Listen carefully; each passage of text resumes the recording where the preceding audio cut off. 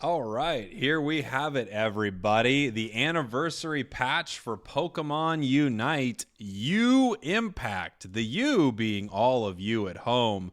Yeehaw to you and yours. Let's get into this. This should be a pretty huge patch, I've got to assume.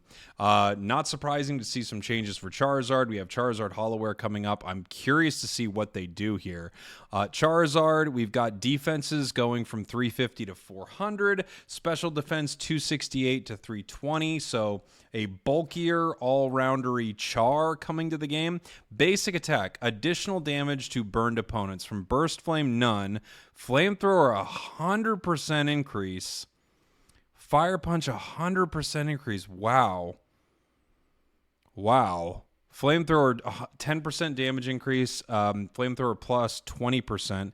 The additional basic attack damage dealt to burned opponents was set lower for some moves. This has been standardized to the higher damage value. Charizard's durability has been increased to match other all-rounders, creating more opportunities for aggressive plays. I think Char was already doing pretty good.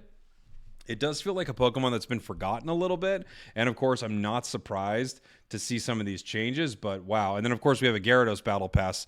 I'm praying for the China rework to Aqua Tail, but I think we're going to continue to pray for that. Stats, bulk going from 400 to 450 on defense, 300 to 345 special defense. Bounce, shield duration, 5 seconds. That's actually huge. That's a huge increase. Aqua Tail damage increase 18%.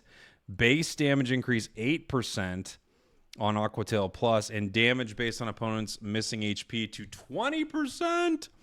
Wow. They're not giving us what we want, but fair enough.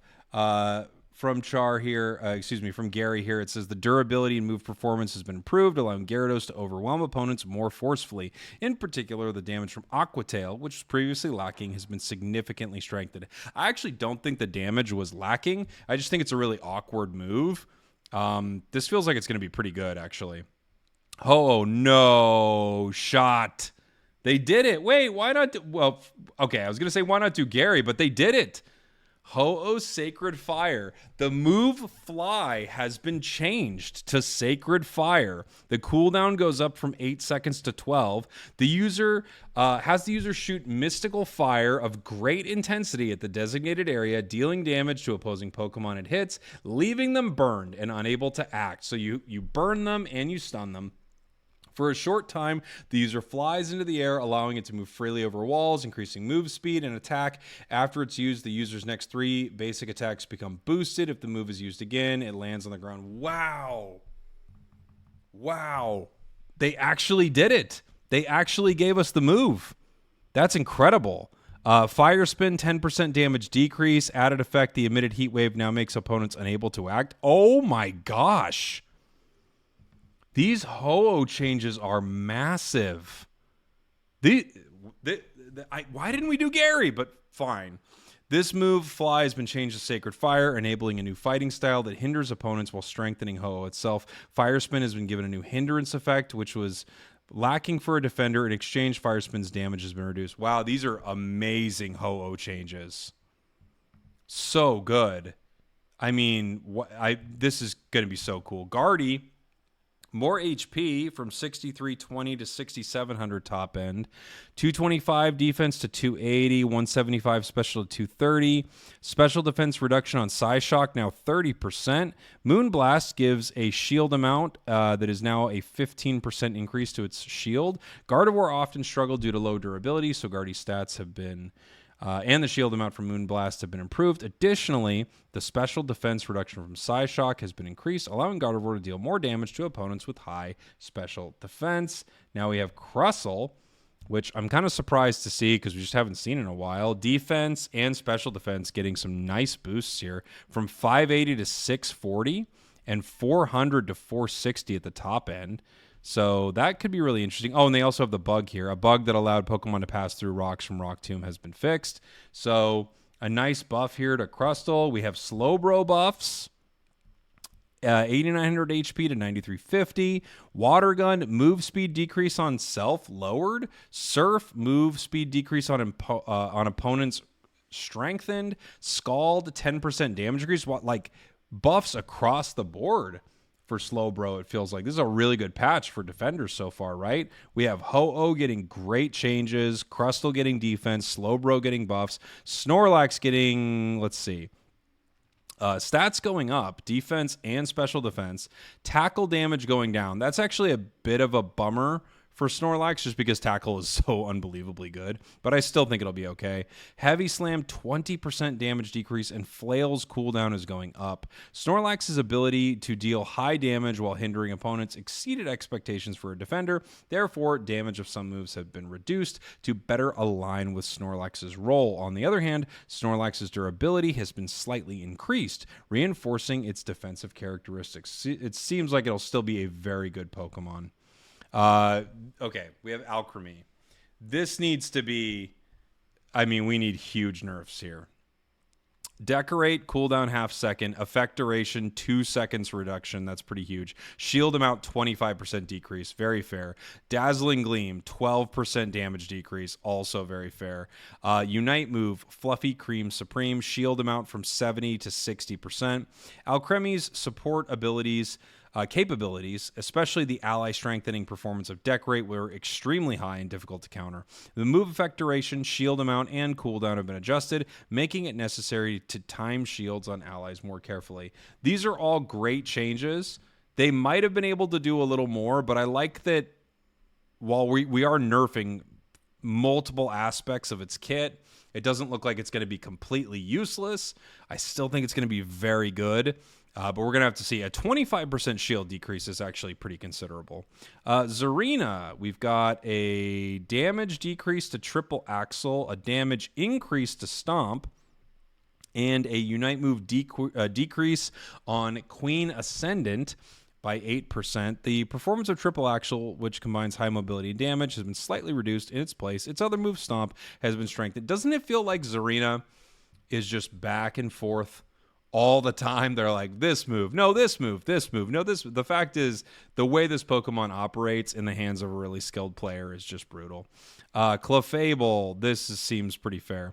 Moonlight cooldown increase from 8 seconds to 8.5.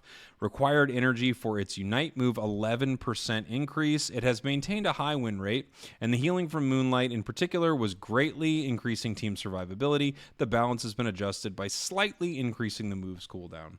I still think Clefable will be also very, very good, but these are fair nerfs for sure. Garchomp. What? What? What? Dig is getting worse. Earthquake is getting worse. Dragon Claw, fine. That's the move set, right? Bulldoze. Damage 7 to 9% decrease. The damage and hindrance effects of several moves were higher than anticipated. I'm sorry, but can we stop pretending like Dig Garchomp was ever a thing? It's not a thing. Why do we... Whatever. This is so weird. I don't understand. I never can understand these changes on Garchomp. I don't even get it. Cinderace, Blaze Kick, cooldown increase, and Blaze Kick plus attack speed. Interesting. It's weird because we've been seeing more and more Cinder in the competitive scene, so I kind of am not surprised by this, but at the same time, I don't know. I don't know how necessary it is. The sustained attacks following the significant attack increase from Blaze Kick were powerful. The move's cooldown and attack speed increases have been slightly reduced to create opportunities for opponents to counterattack. Adjustments for the competitive environment. To create a battle environment with a greater variety of Pokemon that can be active in tournaments, adjustments have been made centered on high usage Pokemon in competitive play. Okay. Max critical counters before evolving have been reduced. Whoa.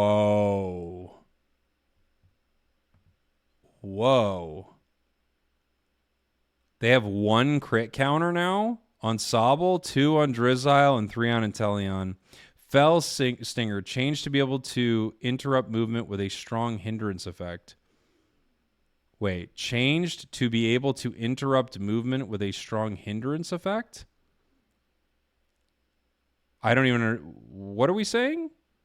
Like you can hit someone with it and it slows them? Snipe shot damage decrease, acrobatics damage increase, cooldown reduction for liquidation, from 2 seconds to 40% of cooldown, approximately 2.4 seconds.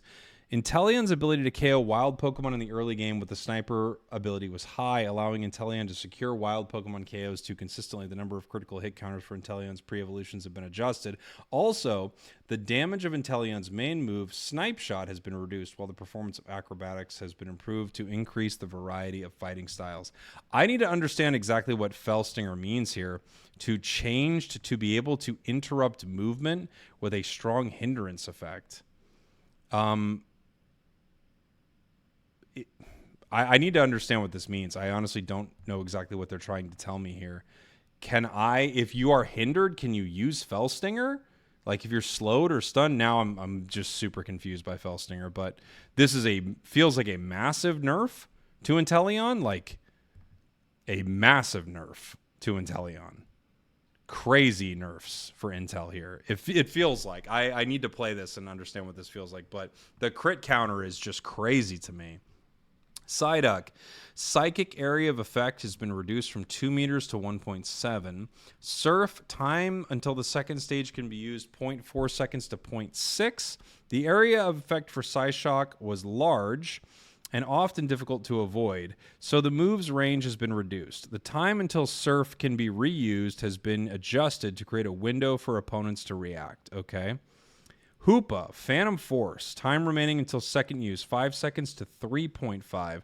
The strategy of using Trick on a high mobility Pokemon and then returning with Phantom Force, repeating ambushes and escapes was powerful and extremely difficult to deal with. Wow, so we no longer have like the Trick, Brave Bird Talon as easy, right? By shortening the time until the second use of Phantom Force is possible, the effective range of this strategy has been narrowed. Wow. We have some bugs. Galarian Rapidash Unite move. Galarian Rapidash Fairy Wind. Mew could not use a move reset. Jeez. How many Pokemon changes do we have in this patch? 1, 2, 3, 4, 5, 6, 7, 8, 9, 10, 11, 12, 13, 14, 15 Pokemon changes. That's a lot of changes. This is a huge patch. I mean, my overall thoughts right away are Char and Gary feeling great. Ho-Oh, I cannot wait to try Sacred Fire. This is awesome for Ho-Oh. Defenders are eating good. And I need to play Inteleon. I need to know what this means, but my early thought is, wow, what a huge game changer patch for Intel. Crazy. Let me know what you think in the comments. Thanks for watching. Thanks for listening. Anniversary coming up. Of course, I will be live with all of the patch stuff when it goes live, which should be Friday, right? Yeah, it should be Friday. All right. Love you guys. See y'all next time. We did it.